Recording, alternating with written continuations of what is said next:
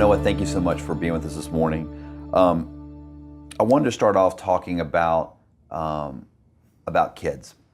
And you talk about a natural wisdom and a compassion that's in all of us and all of humanity. How do we encourage that early on in our children?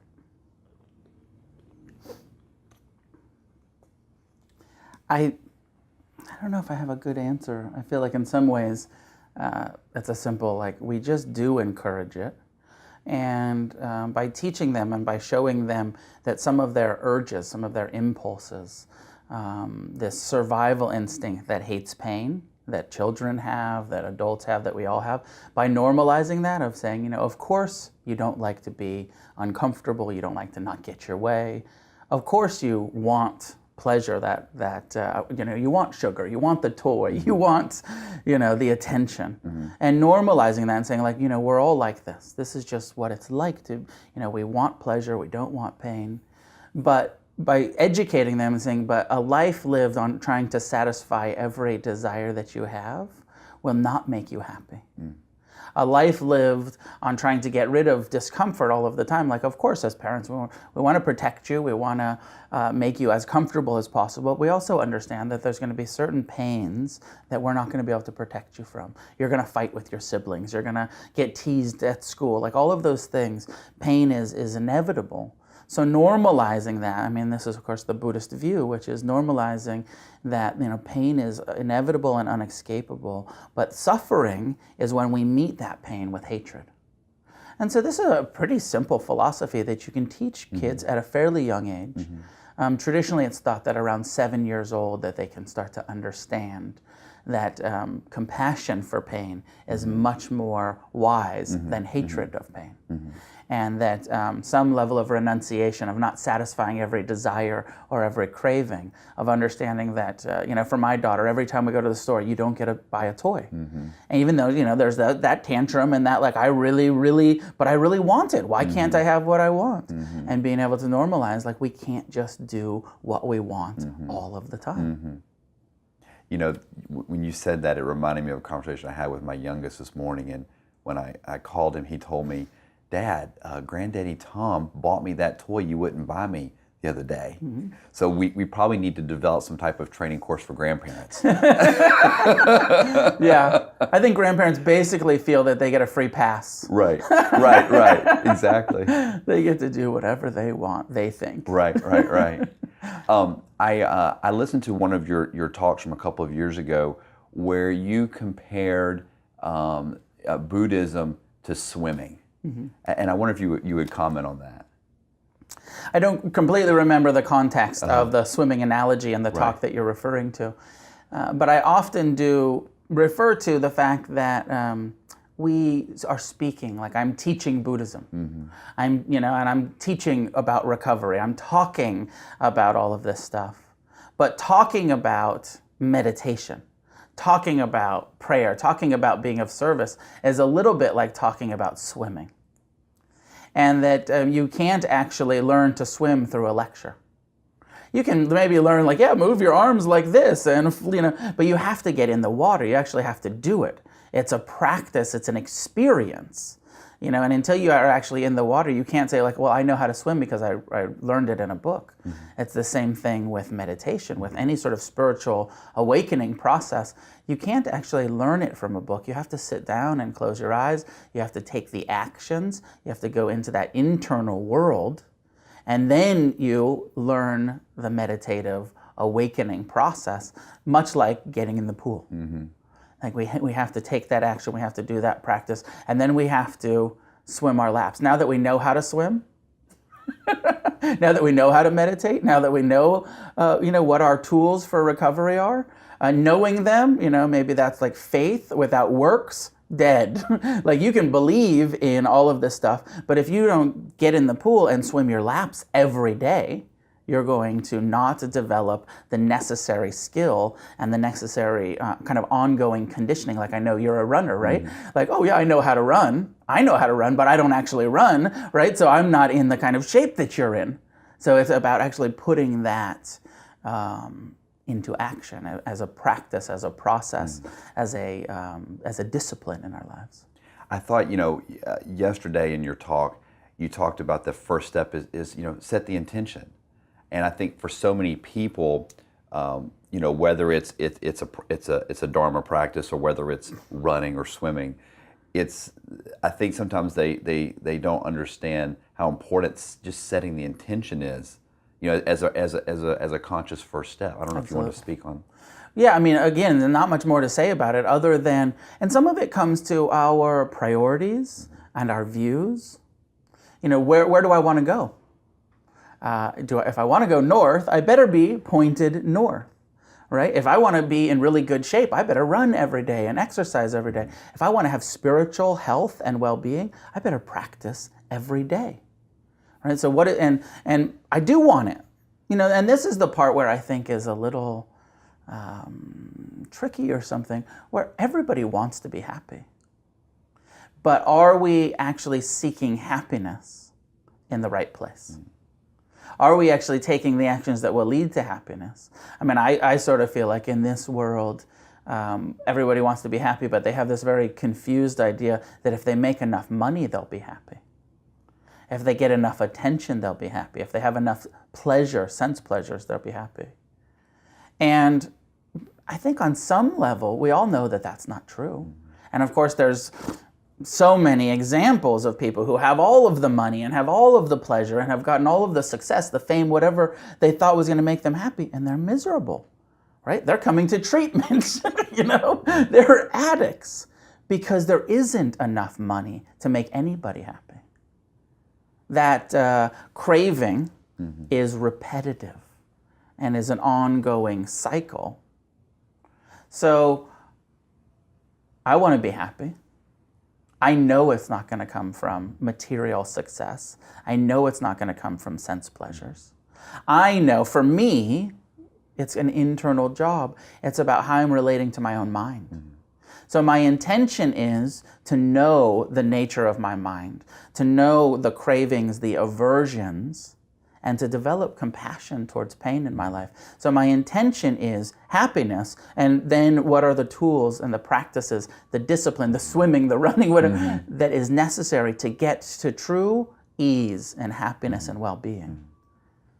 Because everybody has the intention to be happy. Across the board. But not everybody is acting in a way that will ever lead to happiness. And I really feel that way. I feel like people are saying, I want to be happy, but happiness is north, but I'm spending my whole life chasing south, right? I want to be happy, but I'm spending my whole life doing things, drinking, using, accumulating, hoarding, clinging, a bunch of stuff that's not going to ever make me happy. Some of it is education. I mean, I think a lot of people in this world actually just have never been given the appropriate map to happiness. We're in this sort of capitalist, materialist society that says money is happiness, success is happiness. It's not that hard to sit back and say, we know that's not true. If you really have happiness, if you've done the appropriate things, you've developed compassion, non-attachment, loving kindness, generosity, if you're of service, then having a successful career is wonderful. But looking to your successful career for your happiness, misery. Never works. It's much more of an inside job from Buddhist perspective. The first time I went to Dave Smith's, one of his Sunday night open meetings, and we did the first meditation, it's so hard to quiet the mind. And, Dave has a really gentle way of teaching you, I think, or leading you down that, when your mind, you start to kind of wander, you just honor that thought, acknowledge that thought, but then come back. Because I think in folks that we've worked with and talked with, they feel like they're a failure that first few times that they want to sit and try to meditate. So when you were incarcerated and you've got a lot of time, so how, so you can probably be, my thought would be that you can be somewhat maybe more successful because you have a lot of time. But what do you say to young people who have got all these pressures and they're trying to get sober or get clean or stay sober or stay clean. And they've got all these competing pressures of jobs and housing and maybe families. What are some techniques that you found effective in trying to help them quiet and kind of get centered?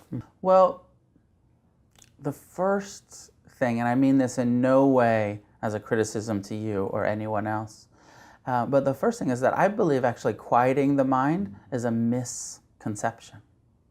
That it's not actually about having a quiet mind. And I think that that's why a lot of people don't meditate, is because they say, I can't quiet my mind. And so then they just give up. The core practice, and as Dave Smith, who's an awesome, wonderful teacher, was trying to teach you, right, gives the instruction, which is that your mind is going to continue to do what it's going to do. It's going to plan, it's going to remember, it's going to judge, it's going to criticize, it's going to, maybe it's chaotic, maybe at sometimes your mind will be calm and somewhat spacious, but the mind itself is not so dissimilar than the lungs or the heart. It's one of the autonomic biological systems in the body. The lungs breathe all by themselves. We all understand that, right? You're not breathing. Your body breathes all by itself. But we don't sit around kind of taking it personal of like, oh yes, but I think it's a good analogy too, because you can have some influence over your breath.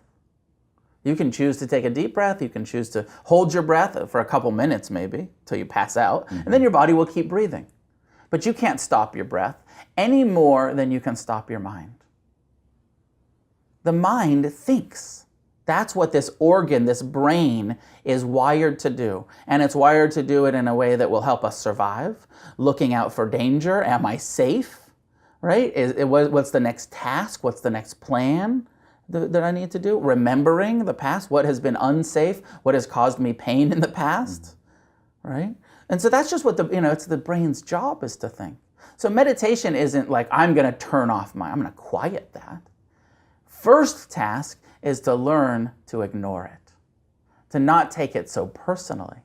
You don't have to stop thinking. Let those thoughts. And so when I'm working with addicts, when I'm working in the jails, when I'm working wherever I am, first task, ignore your mind. Pay attention to the physical sensations of the breath, of the body, of the present time embodied experience.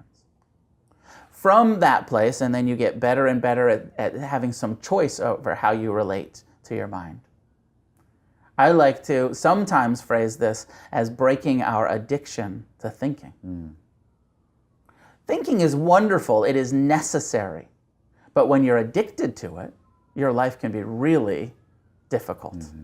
When you're taking everything personal all of the time and you lose the choice over how you relate to your mind, life can be so stressful. With meditation, you can have some level of renunciation, not total abstinence. Maybe it's more of a harm reduction recovery model, breaking the addiction to being completely identified with the mind, being able to ignore it, being able to hang out in the physical, like when you run.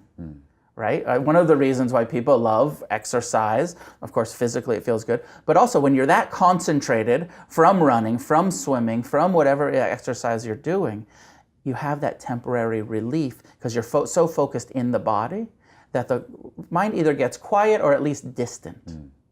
Right? You're ignoring it for sometimes. Or sometimes, you're still very identified with the mind, but you're so focused in the body that it's not so. Maybe again, some good thoughts, some good work done.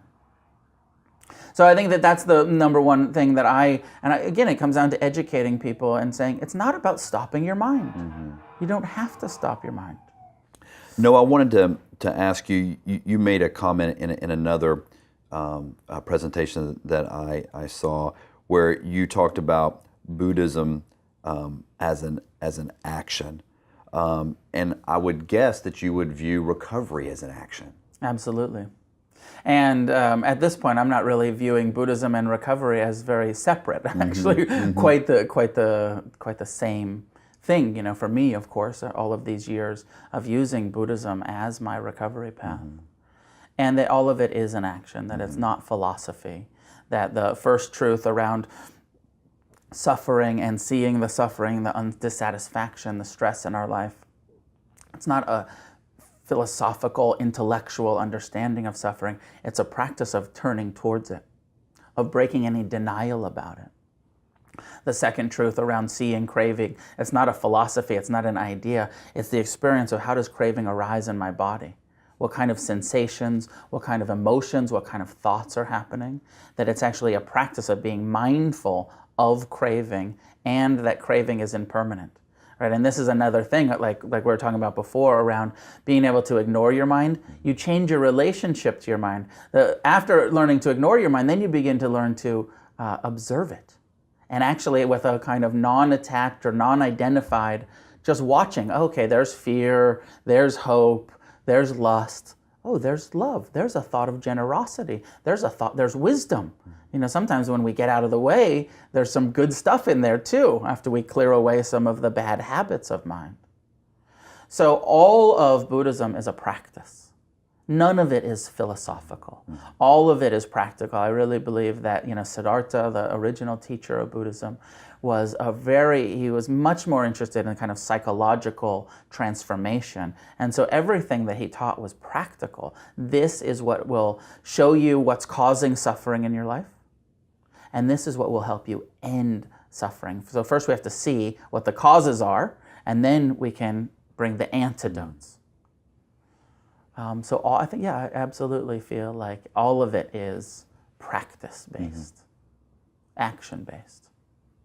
We hear a lot, in the behavioral health industry, that people have to hit bottom before they can embrace recovery.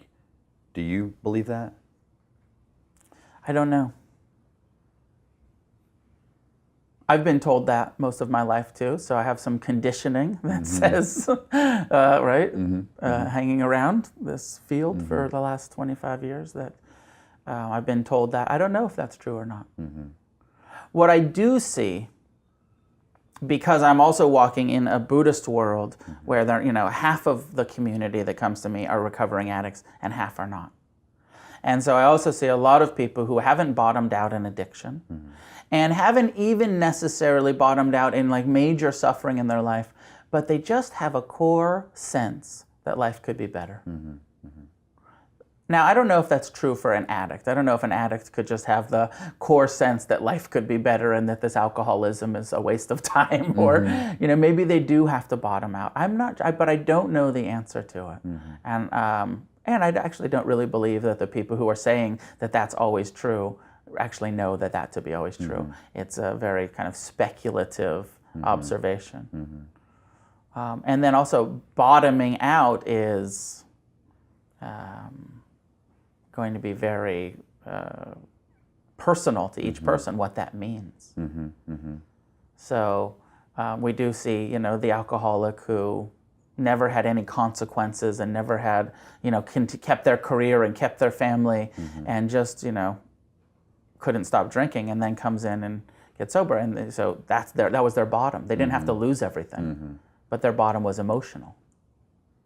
John Southworth, who received a Lifetime Achievement Award on Monday from our Heroes in Recovery group, he made a comment in his acceptance speech that he fights against that notion, because he believes that as long as somebody is alive, there's a chance. So you can't risk trying to figure out what that bottom is. Right. You got to keep trying. Yeah, I'm not sure, but so I don't know about bottom, but there has to be willingness, right? There has to be some willingness, and often there does have to be some core dissatisfaction in order to change. You have to want something else more than what you're getting.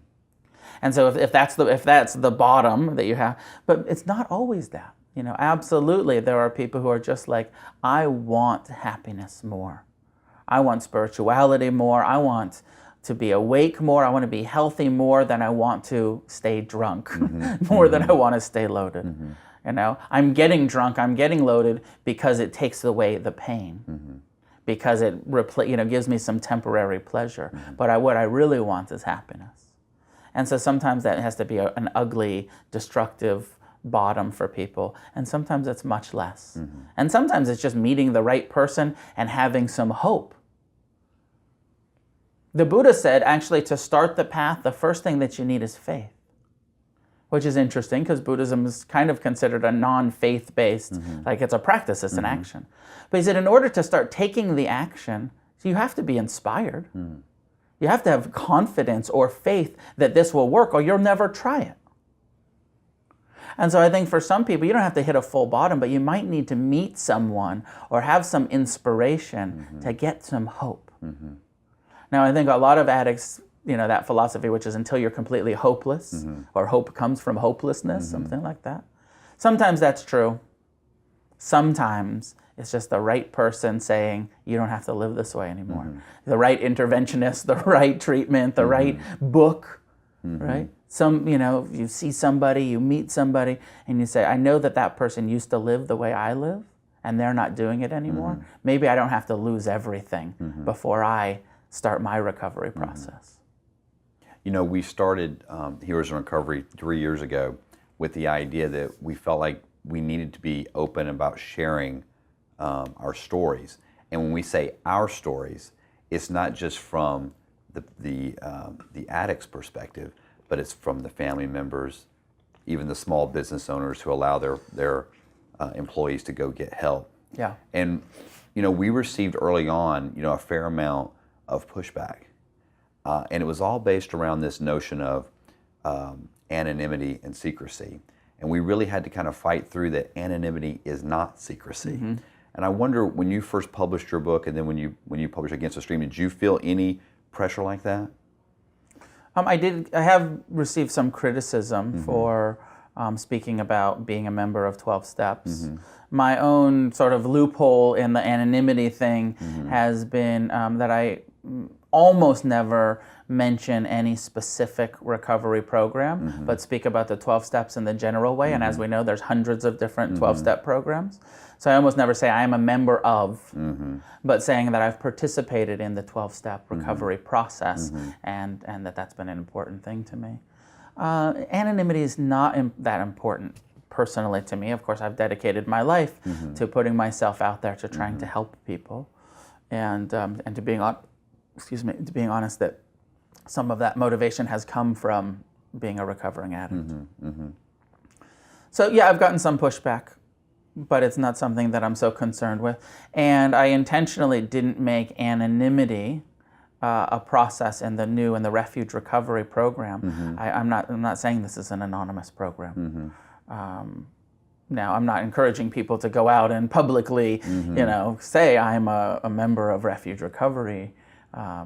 But I'm just sort of skirting it because I understand where all that anonymity came from, in the 1930s when you would maybe be oppressed or judged or, being an addict.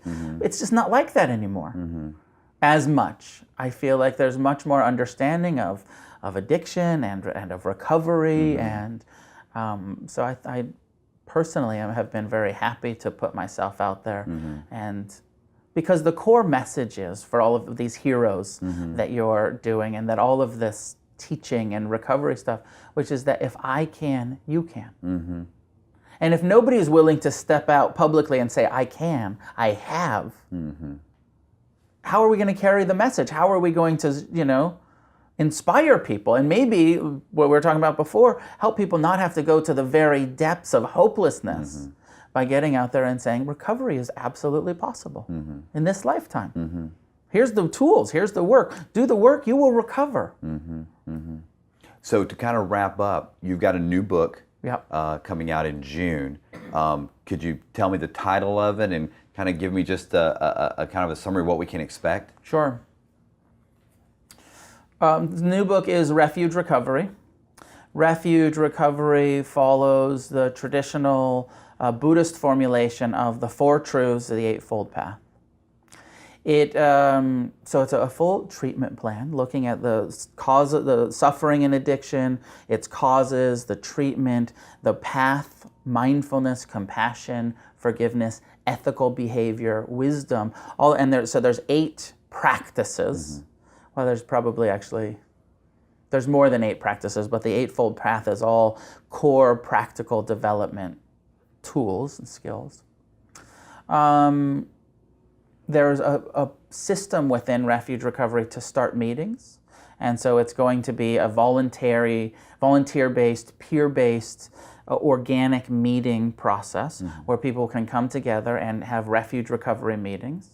There are guided meditations, all of the Refuge Recovery meetings, and we have many of them in Los Angeles, and there's some in Nashville, and there's some in San Francisco and New York. There's some around, but when the book comes out, there's going to be an encouragement for people to start Refuge Recovery meetings. Every meeting has a period of guided meditation.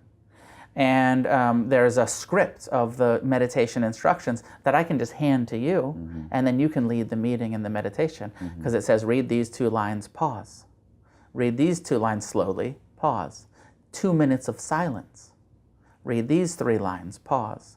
So that you could, even though you don't teach meditation, you could teach the whole group mindfulness meditation, because you have the script, and all you have to do is read the script. And so Refuge Recovery has the hope, the book and the movement, and it's a program, it's a recovery program, has the hope of providing Buddhist-based, mindfulness-based teachings to addicts everywhere, and that it will be a peer-based, voluntary-based, non-professional, support group. So the book has all of that. It has the teachings, it has the program. There's all of these inventories to be done. I'm also working on a workbook for it.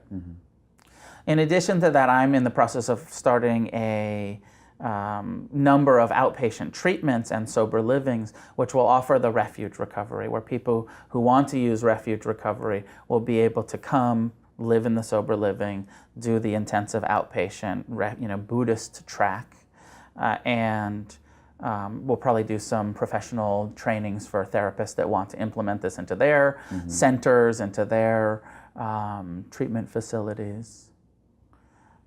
So it's very exciting, and so it is a book, but it feels like it's much more than a book. That it's actually the book that is the foundation for this movement, for this recovery process using Buddhist principles. I do want to say that, and I think that this is important, I'm not presenting this as solely an alternative to the 12 steps. About 80% of the people who are practicing Refuge Recovery now, and it's been going for about 6 or 7 years now in Los Angeles, still do 12-step work. There are a handful, there's maybe about 20%, I believe, who are taking refuge as their primary recovery path. And my feeling is that that's probably how it will be for a while. Is that I still do 12 steps, and most of the people that are helping me create Refuge still do the 12-step rooms, and then some of them don't. Some of them just have such a difficult time with the Judeo-Christian higher power God language that they really just want the non-theistic Buddhist approach. I'm somebody who can walk in both worlds. Most of us can walk in both worlds. Although, I did create this because Buddhism does make more sense to me. Non-theistic, spiritual, psychological approach makes more sense to me than theism. So, Refuge Recovery, 4 Truths, Eightfold Path, meetings. Also in the book, there's the program, and then there's personal stories. I think there's like about 6 or 7 personal stories of people, of how they've recovered, how Buddhism has helped them in their recovery. And again, most of those are people who are saying, I use the 12 steps and Buddhism in this way. And, 12 steps did this for me, and Buddhism did this for me. And then there's a few stories that say, I couldn't relate to the 12 steps, so I just used Buddhism. I just used Refuge. I just used the 4 Noble Truths. And this is how my recovery has unfolded. And to give people some personal view, like Dave Smith is in the book. He's one of the stories in the book. And in the long term, my intention is also to have an inpatient, to be able to do inpatient treatment where people can come and have this Buddhist community. And I have this vision of a treatment center that's more like a monastery, where people are coming and they're really meditating and they're staying and they're learning to practice in a way that's just not kind of process groups all day, but that's really practice-based. In the pool all day. Right. Well, I think that's one of the reasons that we've just enjoyed having you come, and that's really the heart of innovations in recovery. And if we are going to embrace this notion of innovation and embrace integrated treatment, we have to be open. Yeah. And if we keep doing things the way we're doing them, we're going to keep getting what we're getting. Yeah. And the numbers are very stark. 23 million Americans need help. Only 4 million seek it. And we run around patting ourselves in the back that we've helped 4 million, Right. but there's 19 million still suffering. Right. So, I applaud your efforts because it's definitely needed. Yeah, and I hope that Refuge will capture, some more of the millions who aren't, seeking help, that it will inspire, that it will reach out to some of the people that are a little bit more non-theistic minded or Buddhist minded. Yeah. Great. Hey, thank you so much, Yeah, Noah. pleasure. Yeah, absolutely. Happy to be here.